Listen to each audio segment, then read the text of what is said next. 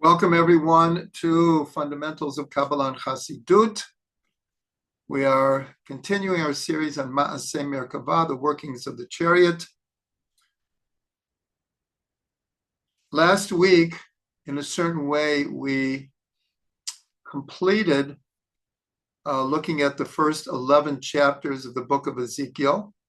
Most of that time was spent on the first chapter, which is the essence of what is called Ma'aseh Merkavah.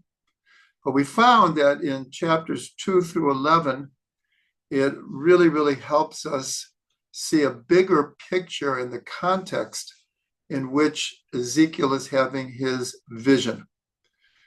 This week, we're going to start with one of the most important elements of those last few chapters of 10 and 11. And hopefully we're going to see that what we're going to learn tonight is, in a certain way, putting the whole picture together. And this only came through my research. I didn't expect to come to certain conclusions. But when I studied these last chapters and put a lot of thought into what they're telling us. So the secret here is that in these chapters, a new type of angel is introduced, the keruvim, singular keruv. And we're going to learn about these kind of angels and why it's so important they're being introduced pretty much at this late stage of his vision. They're not mentioned at all in the first chapter, where many people just stop at the first chapter and don't go on and see a bigger context. And even in chapters 2 through 9, they're not mentioned. All of a sudden, the keruvim take center fold. And we're going to try to understand that and what it's teaching us about Ma'aseh Merkavah. So first of all, we have to look where else are these type of angels mentioned in the Torah, in the Tanakh, because only that way are we going to understand their introduction into his vision at this point, what it's telling us. So we have to go back all the ways to the Garden of Eden.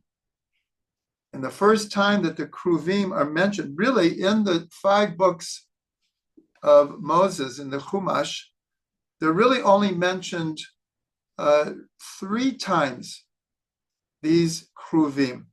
And the first one is in the 3rd chapter, the 23rd and 24th verses. And this is after Adam and Chava have eaten from the tree of knowledge of good and evil. They've been expelled from the garden. And then it says, Vayashlichehu Hashem Elokim migan Eden. God sent them, meaning Adam and Chava, out of the Garden of Eden, la'avod et adama, to work the ground, asher lekach misham, that they were taken from the earth. In a previous chapter, it says, man was created from the dust of the earth, and God blew into this physicality a soul of life. And then it says, Vayigaresh et Adam, vayashkein mikedem legan Eden. And he expelled Adam, and he dwelt east of the Garden of Eden. Et ha-keruvim v'et lat ha-cherev hamitapechet lishmor et derech eitz chaim. And it's interesting.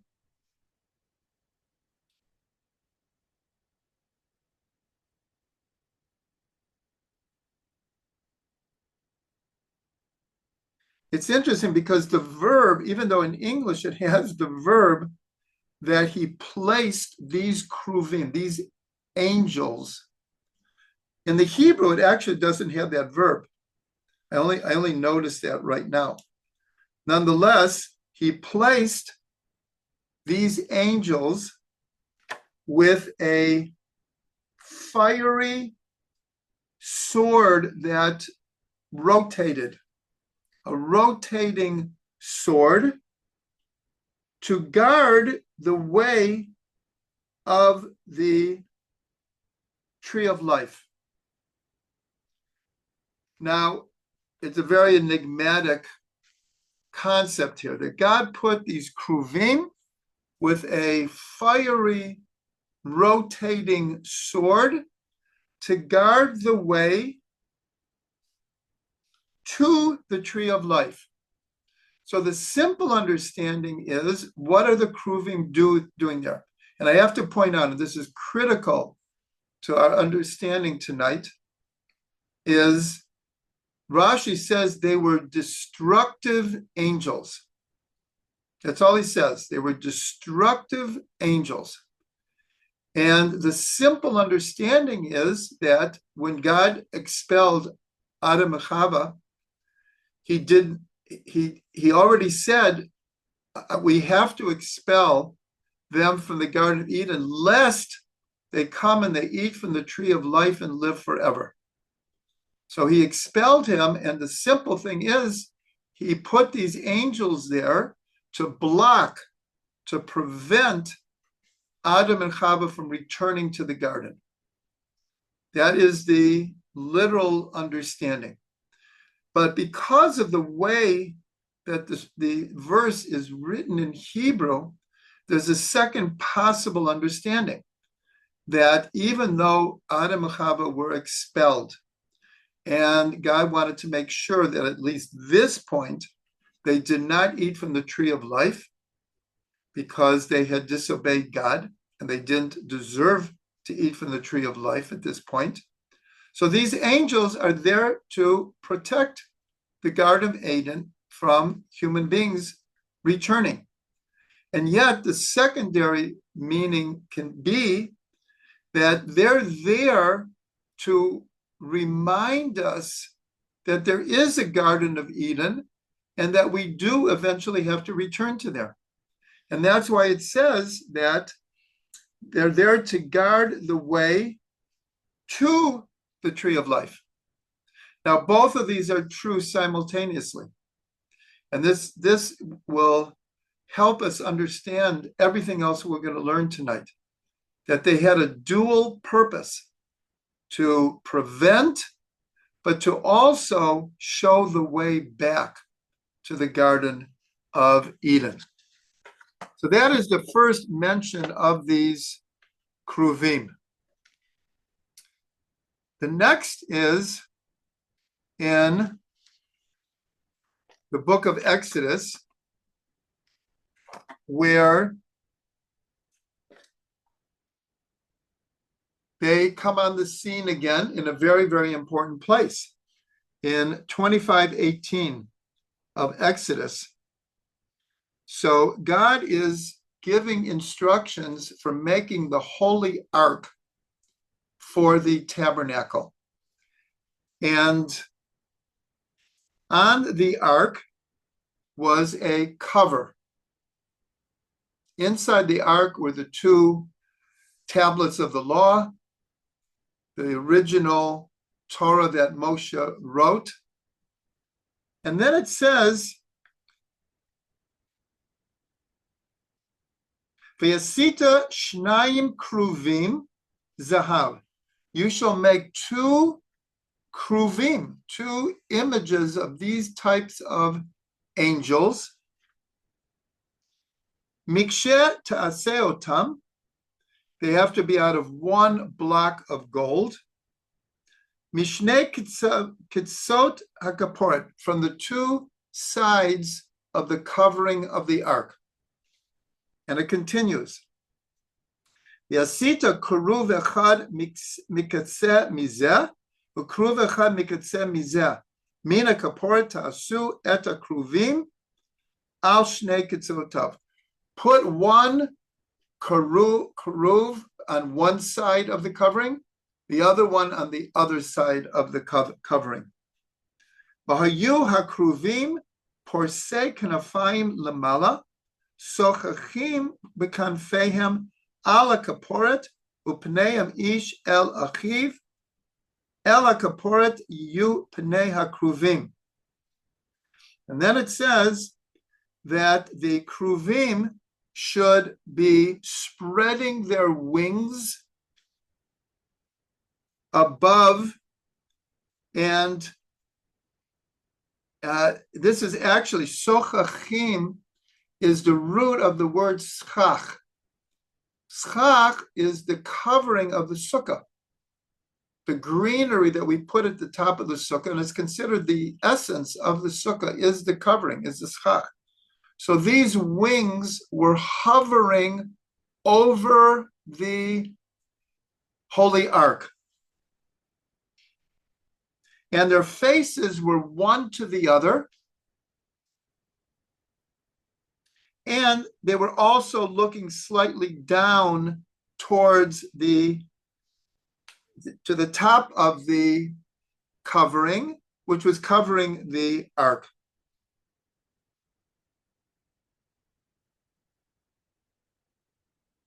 So that is the whole explanation.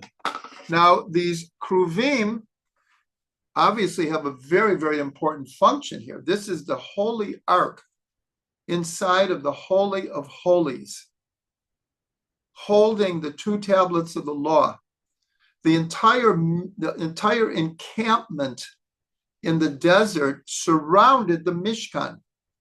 And the central place in the Mishkan is the Holy of Holies.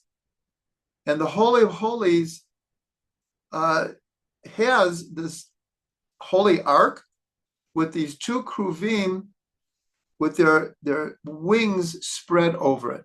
So, of course, there's much discussion over the millennium about these two keruvim.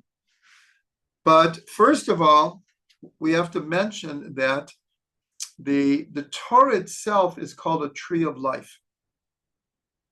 We say it every time we put the Torah back in the ark after a public reading.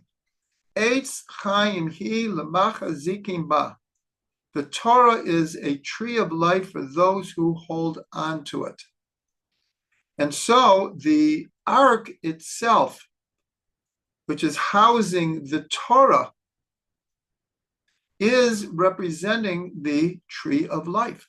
So just like in the Garden of Eden, there were two keruvim put there to do two things, to prevent, but also to show the way back.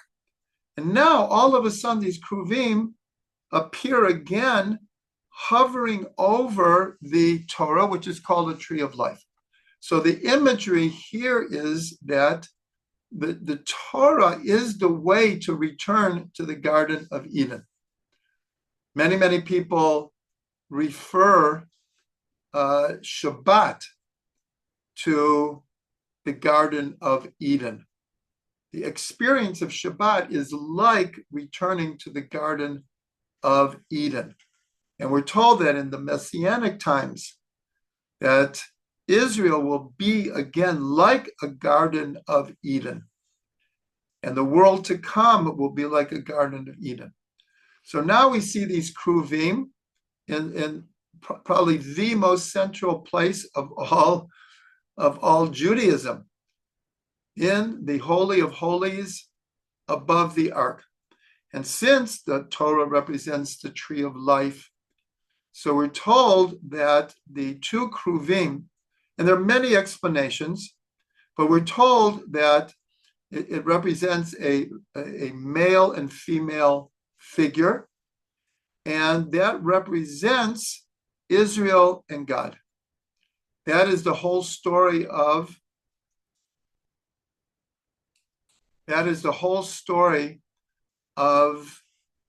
Shir HaShirim, the Song of Songs, is about this relationship between God and Israel, a love relationship, a passionate, intimate love relationship. And that's what the keruvim represent, the relationship between God and Israel. There is a tradition written in the Talmud that when God and Israel were on, we'll call it good terms, Israel was following the Torah. They were listening to God. They were establishing a righteous society. So then the two keruvim would be facing each other.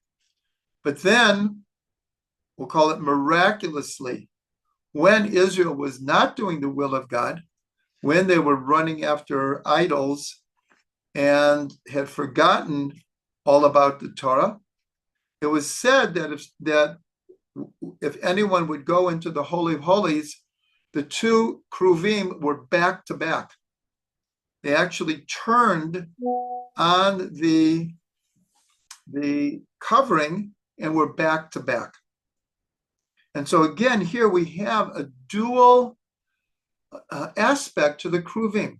They could represent the passionate, intimate love relationship between God and Israel, or they could symbolize the terrible gulf, the distance that Israel had made between itself and God. One other explanation is that these two keruvim represent the chesed and the gevura of God, along with the idea of Israel and God, but as another level of understanding, they represent the chesed and the gevura of God. And that we can see already, because in Gan Eden, the keruvim were functioning on two different levels. They represented the judgment of God, that Adam and Eve had to leave the Garden of Eden. At the same time, they represent God's chesed, that he wants us to be able to come back to the Garden of Eden. And the same thing with our relationship. Sometimes the relationship goes into gevura mode, into judgment mode. And sometimes it's in chesed, loving kindness mode.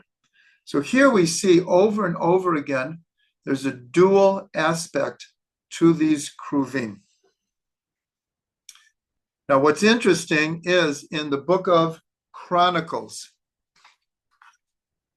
In the book of Chronicles, at one point, the ark itself is called the Merkava. This is very, very significant. This is in the first book of Chronicles, the 28th chapter. And it says that, in the 18th verse,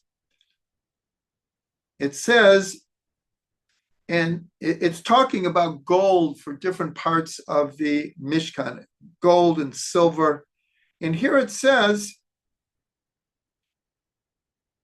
and for the altar of incense, refined gold, and gold for the pattern of the chariot, that is the keruvim, that spread out their wings and cover the ark of the covenant.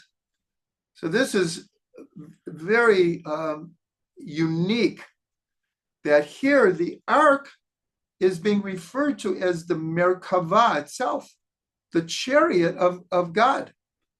And who is on the chariot? The keruvim. So that is a very, very significant of tying together the Holy of Holies, the ark, with the whole vision of the Merkava and the keruvim. And now I want to also read a series from Tehillim, where God, and we see it in the 10th and 11th chapter, that just like in the first chapter, when it moved into an understanding that we're talking about a chariot here, it said that on the Chariot, there was a throne. And on the throne, Ezekiel sees a figure of a man, but this man really is the figure of God. And he's riding on the Chariot. So in the 11th chapter, it says it a number of times, the 10th and 11th chapter, a number of times where Ezekiel now understands that his original understanding and vision of the Chariot, they were actually keruvim. And it says it explicitly. That, and even says that going back to his vision at the river, that what he understood were the Chariot, he now understands were the keruvim. And so then later he explains how God is riding on the Chariot. The keruvim aren't mentioned. But here in Tehillim 99, it begins by saying, Hashem Malach, Yegezu Amim, Yoshev Kruvim Tanuta Oretz. It says, God reigns, is sovereign. Let the people have awe of God. He is enthroned upon the Kruvim. Let the earth be moved. Another, he is, as it were, riding on these Kruvim. That is the 99th. In the 80th Psalm,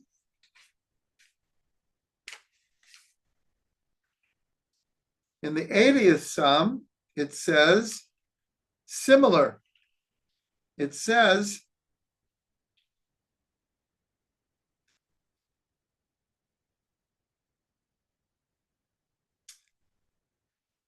like this, give ear, O shepherd of Israel, that leadest Yosef like a flock. You, speaking about God, you who are enthroned upon the keruvim, shine forth. So in Hebrew, Hazina noheg ketson Yosef, Yoshev hakruvim, hofia, appear. So again, God is envisioned as riding on the keruvim. There's one more that is very important, and we're going to revisit this verse in a coming class. So here it's the 68th Psalm, the 18th verse, and it says, Rechev Elokim Rabotayim Alfei Sha'anan Hashem Bam Sinai B'Kodesh. So here, it doesn't mention the keruvim, but it mentions that God is riding on a chariot. And it says the chariots of God are twice 10,000, thousands upon thousands of angels. God is among them. He is at Sinai in holiness. He's at Mount Sinai in holiness. We're going to revisit this. But here, and there are a number of other ones that don't mention the keruvim, but mention God riding on a chariot.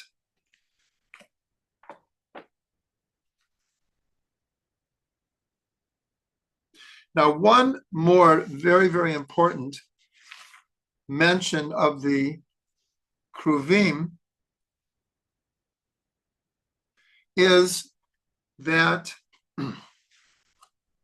when they made the curtains around the tabernacle, around where the holy place was, the sanctuary was, where the Holy of Holies was, and the menorah, and the showbread, and the incense, there were curtains all around. So in the 26th chapter, the first verse, it says, the Eta Mishkan Ta'aseh Eser Yeriot, and for the Mishkan make 10 curtains. Shesh Mashzar V'Techelet V'Argaman V'Tolat Shani. Excuse me. Twisted linen with turquoise, purple, and scarlet wool. Ma'aseh Choshev, a woven design. Keruvim Ma'aseh Choshev Ta'aseh Otam. In other words, in the woven design, make designs of keruvim in the curtains. And so Rashi says, one second, I have to find this Rashi.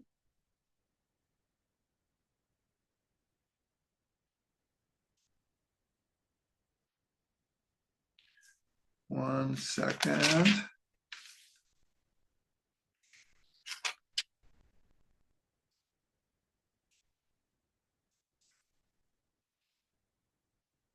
Okay, I can't find it to read it to you on the inside, but what he says is that it was there were two layers for these curtains, and on either side there would be pictures of the keruvim woven in. But then he says an incredibly important thing that, again, we're going to revisit. It says that along with the keruvim, there were also images of lions and eagles. Now, that brings us back to Ezekiel's vision, that he saw the Chariot, and then in chapter 10 and 11, the Chariot become keruvim, and they also have four faces. And of the four faces is the original one was an ox, a man, a lion, and an eagle. We discussed this at great length. Here, though, and we mentioned this already, the ox is replaced with a keruv. So now it was a keruv, a man, a lion, and an eagle. And so we already discussed how did that happen? How did the ox be exchanged for this keruv, this angel? We said that Ezekiel prayed for this because the ox represented the golden calf. And Ezekiel prayed that this image could be removed from the chariot, and it would be replaced by a keruv. And that's what it was. But here, this Rashi, and again, we're going to revisit this, it is so significant because this is the making of the Mishkan is approximately 800 years before Ezekiel's vision. And this is something that we've said repeatedly, and the upcoming classes, we're going to go into great depth to show that the antecedents for the Ma'aseh Merkavah, and this is one of them here already in the Mishkan, were these curtains that had the images that would later be seen by Ezekiel in his vision. So in other words, the concept, the tradition, the mystical tradition of what we call Ma'aseh Merkavah was already in existence, and that we will return to understand. So now I want to get to the main point here. The main point is, what do we learn from this? What do we learn that all of a sudden this class of angels are introduced into still part of the vision of Ezekiel? And that's what we said, that most people just concentrate on chapter 1, and they don't realize that in chapter 3, 8, and then 10 and 11, Ezekiel goes back into the vision and describes it. But now he's describing how the keruvim, in a certain way, have taken over the main symbolism within the vision. So when I was doing all this research, I have to say what I'm about to say came to me really as like an epiphany, because here we've been learning about Ma'aseh Merkavah for a couple months now, and our understanding has been building. And only when I came upon the keruvim and what I'm going to say now, did all the pieces start to come together. So let's try to understand this. Why the keruvim at this point, and what is it teaching us? So here we've made a point that the keruvim in the Garden of Eden had a dual purpose. The keruvim on the ark, sometimes they were turned one to the other, sometimes they turned back to back. In the curtains, on one side are the keruvim, on the other side are lions and eagles. But the main thing is this idea of there seems to be a dual energy, purpose to these angels. Now, these angels, of course, are messengers of God. They are not independent agents here. And so here, we're going to go back to a theme that we've been following, but this strengthens it tremendously.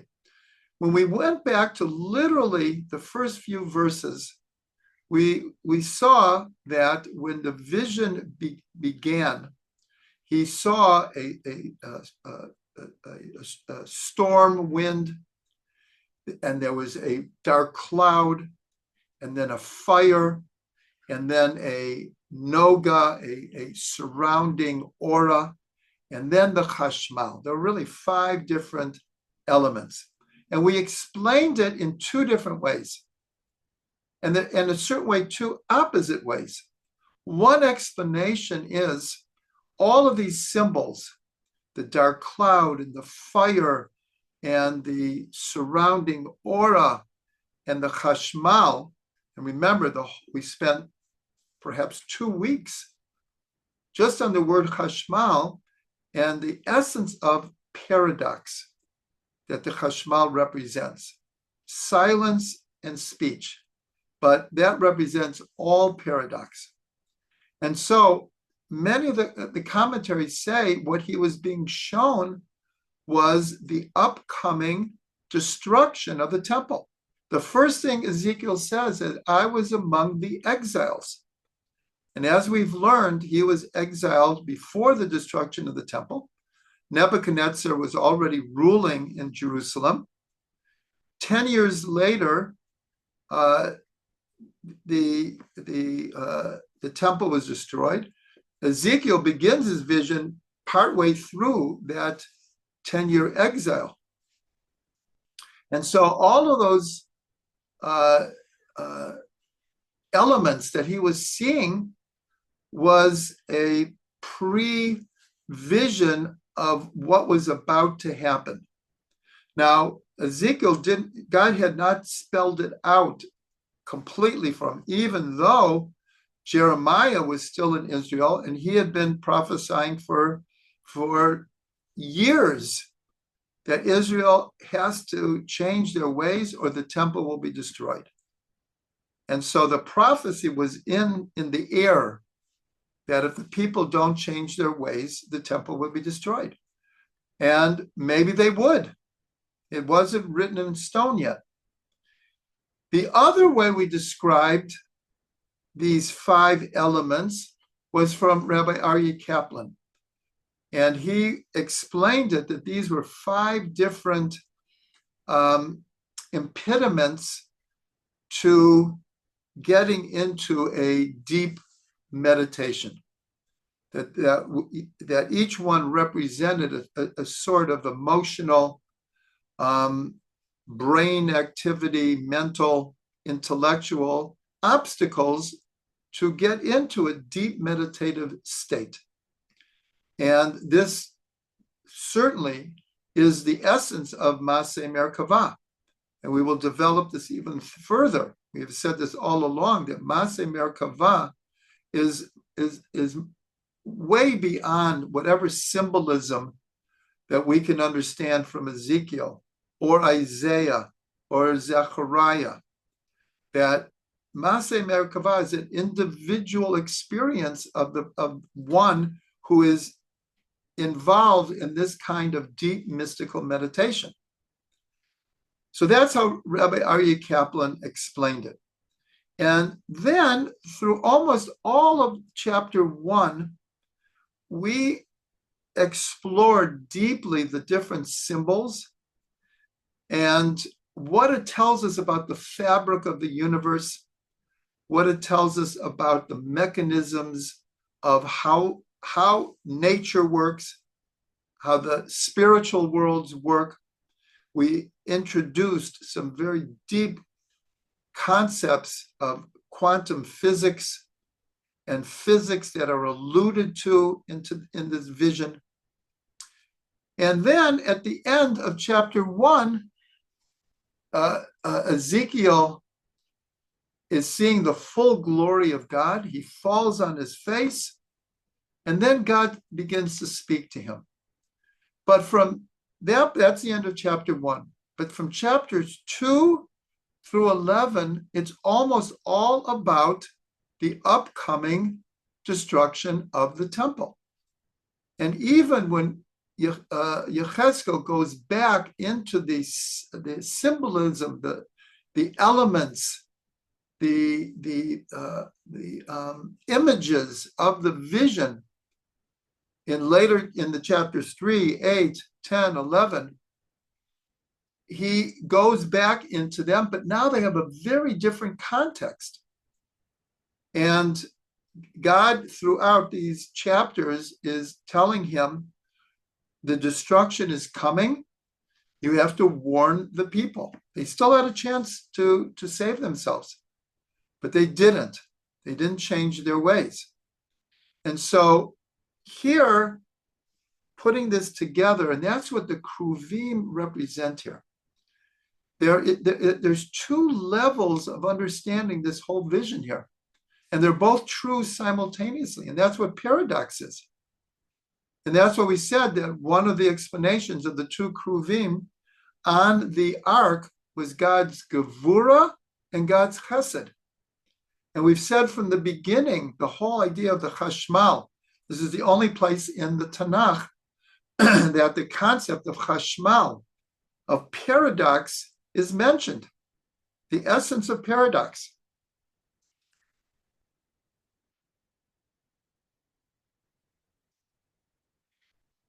And I remember in the beginning, we also asked the question, if the destruction is coming, and we had a general principle that prophecy does not happen outside of Israel.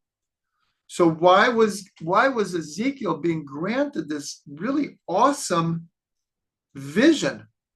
And there we answered, and we're repeating it again here, is that even with the destruction coming, God wanted Ezekiel to know, and through Ezekiel, all of Israel to this day, to know that even in destruction, even in exile, God will never divorce the Jewish people, will never allow them to be destroyed, and will never break his covenant with the Jewish people.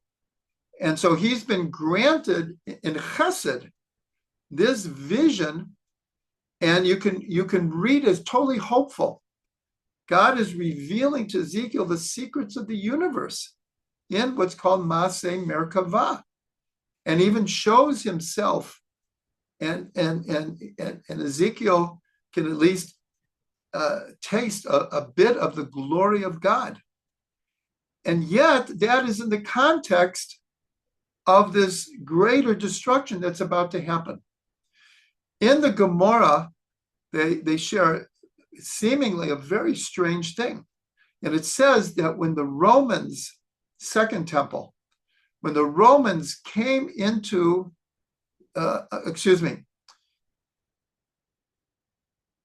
I need to check this, whether it was the first temple or the second temple. I'm being honest here. When either the Babylonians or the Romans came in to the Holy of Holies, they had destroyed the temple. Hundreds of thousands of Jews were dead in Jerusalem. They said the streets flowed with rivers of blood. When they came into the Holy of Holies, they saw the keruvim in a love embrace. So we would ask, how could that be? Can you imagine a time that Israel and God were further apart as God is allowing the temple to be destroyed because of Israel's actions? So you would expect the keruvim would be back to back. They were in a love embrace. So this is paradox, Sheba paradox. But it's that teaching is there for a reason. And it's the same thing on Tisha B'Av. On Tisha B'Av is the lowest point of the year. We memorialize, we acknowledge, we remember all of the tragedies of Jewish history. We sit on the floor, we fast with these candles, and yet we're told Mashiach is born on Tisha B'Av. So again, you would say, like, how can you put the two together? But that's the exact point. That is the exact point. That at the lowest point, God will always send the salvation, will always send the consolation. So I want to read again from from chapter 11. And this is after God has shown Ezekiel. If you remember, he literally took him up by his hair and he transported him in a vision to Jerusalem, and he showed him the destruction.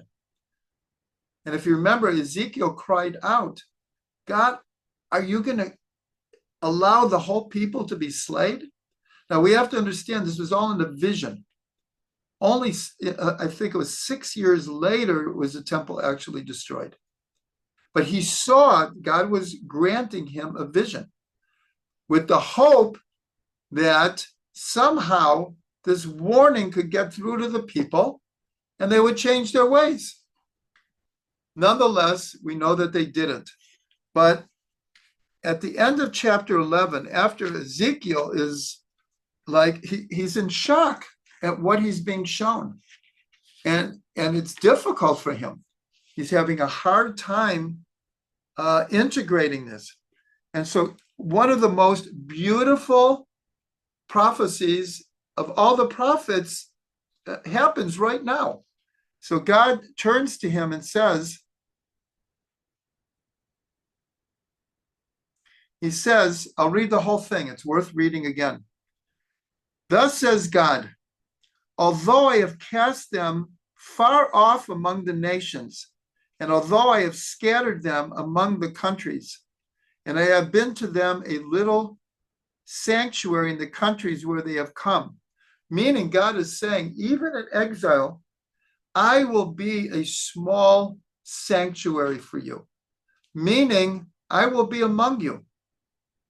I will be among you. And then if we look at Jewish history, actually, if you look at world history, and we see the contributions that Jews have made to human development while we were in exile, it is astounding. Only when a true history of the world is written will people understand and acknowledge the contribution that the Jewish people made while in exile, while experiencing oppression, while being second, third, or fourth standard citizens, if that, and all of the oppression and crusades and expulsions and you name it. you name it, what we were able to accomplish. So God says, I will be a small sanctuary for you. But he goes on, therefore say,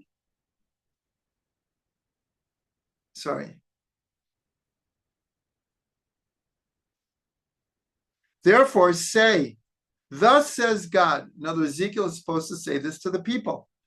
Yet will I gather you from the peoples and assemble you out of the countries where you have been scattered.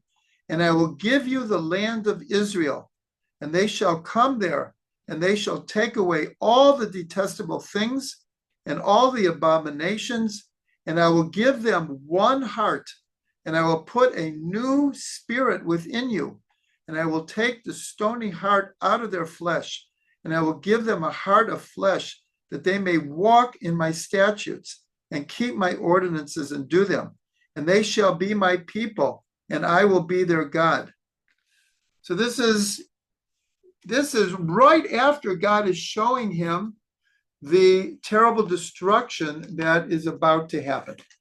So here, this is the importance of the keruvim being introduced at this part of the vision. Because the keruvim represent these two sides, chesed and gevurah. As we know, it says, Yasa Elokim, Zelumad Zeh Asa Elokim. This against this God has made. Everything is opposite. Everything is balanced. We have a Yetzer HaTov and a Yetzer Hara.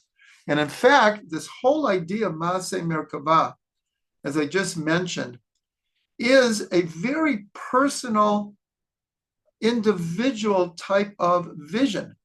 Isaiah explained it his way. Ezekiel explained it his way. Zechariah explained it his way. Daniel explained it his way. But as we're going to see in upcoming classes, the concept of mystical meditation leading us to deep and profound levels of consciousness preceded these descriptions of Ma'aseh Merkavah by thousands of years. It has been part and parcel of Judaism from its very inception. But within a person, we have this duality. We have a Yetzer HaTov and a Yetzer Hara. We lean towards chesed, we lean towards gevurah. We are full, the human being is full of paradoxes. We have emotions that swing back and forth. We have intellectual reasonings that go back and forth. And this is Ma'aseh Merkavah. These are the keruvim that are now representing a deeper understanding of this whole vision. This whole vision is much more than one description can give it. It is both God's chesed and God's gevurah. It is both judgment and loving kindness. It is the material physical world and the spiritual world. And everything that we've learned in a certain way, I'm just expressing for myself, I came to understand really for the first time the deeper, bigger picture of what Ma'aseh Merkavah is. It's the essence of opposites. It's the essence of putting opposites together to make a unity. It is the essence of paradox. And again, that's why the keruvim are introduced here. The chashmal is mentioned, it's only mentioned 3 times, but it's mentioned again in these later chapters. And that's why, and again, we're going to get into this in coming weeks, the Mishnah in Chagiga said you can, a Rebbe, an accomplished teacher, can only give over Ma'aseh Merkavah to one person at a time, and that person has to be on a very high level. Because what we're talking about here is being introduced to paradox. So you can imagine what Ezekiel is experiencing here. On one hand, he's being shown the glory of God. He's being shown angelic figures. He's seeing the unity between physical and spiritual, between soul and body, the unity of the fabric of the universe. And he's also seeing like paradox at its epitome, the way it gets played out in our lives. And so that's why this tradition of Ma'aseh Merkavah was so guarded. This is not just a simple meditation. This is getting into the core paradoxes of life. And that's why, as a teaser for next week, we are going to explain one of the most famous stories in the entire Talmud is Arba Shenichnasu lePardes, the four that went into paradise. And the reason that we're going to go into that before we're going to go kind of back thousands of years, and we're going to trace the development of Ma'aseh Merkavah. But I wanted to do Arba Shenichnasu lePardes because in the Gemara, that's where it's placed. In other words, there's around 5 pages that deal with Ma'aseh Merkavah in the tractate of Chagiga. And we're going to go and we're going to learn some beautiful stories about Ma'aseh Merkavah and what the sages understood about Ma'aseh Merkavah. And then it goes into the story of Arba Shenichnasu lePardes, the 4 that went into paradise. And all of the commentaries say clearly that their entering into paradise was their experience of the workings of the chariot. That's why it's placed there in the Gemara. And so that's what we're going to pick up next week. The 4 that went into paradise, and we're going to understand what happened to them, and the emphasis on paradox. And that's why it's so significant that this story is placed right along with Ma'aseh Merkavah, because as the story of the 4 that enter into paradise plays itself out, the essence of it is how each of the 4 dealt with the paradoxes that they encountered when they reached the pinnacle of their spiritual elevation in their meditation of Ma'aseh Merkavah. So hopefully everyone will join us, and if you can't, you'll make sure to watch the video.